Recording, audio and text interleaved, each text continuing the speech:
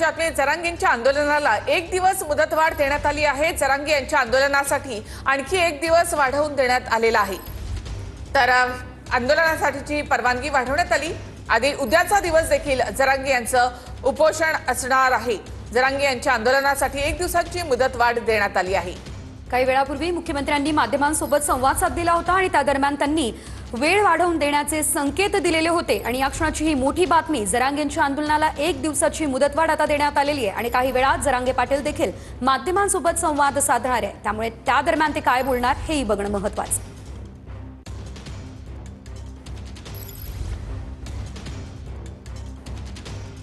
आहे आणि त्याच्या संदर्भामध्ये योग्य मागण्याच्या संदर्भात प्रत्येकाला आपलं आपलं मत मांडण्याचा अधिकार आहे। आता ओबीसी आमदार मनोज जरांगे पाटलांच्या खासदार पदवी देऊन सरकार उचलण्याचा प्रयत्न करतायत असा आरोप लक्ष्मण हाके करतायत। एक मिनिट, तुम्ही त्याच्या आरोपाला मी किंमत देत नाही। ते विनाशकाले विपरीत बुद्धी, ते आत्ताच नाही, त्यांनी मागे पण काय काय आरोप केलेले आहेत। आपण कुणाच्या आरोपाला महत्व द्यावं यालाही काही मर्यादा आहे। दादा, ते पत्रकार परिषद घेऊन तुमच्या काही आमदारांवर भी आरोप करते की मी तुम्हाला सांगितलं ना, त्यामध्ये मी आपल्याला सांगितलं, मी कुणाच्याही वक्तव्याला उत्तर द्यायला बांधील नाही आणि त्या व्यक्तीच्या तर अजिबात नाही।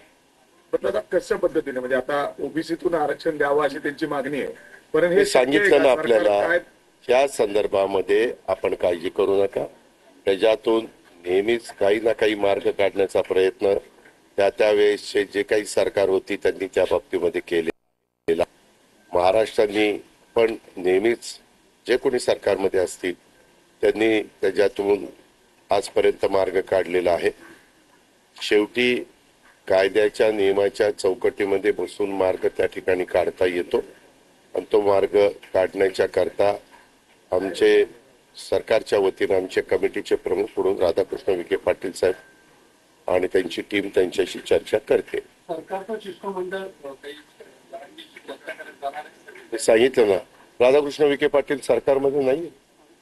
मी तुम्हाला तेच सांगतोय की त्यांनी स्वतः त्यांच्याशी संपर्क साधलेला आहे आणि ते त्यांच्याशी चर्चा करण्याच्या करता इच्छुक आहे। आता वेळ पडली तर तुम्ही जाल का तिथे?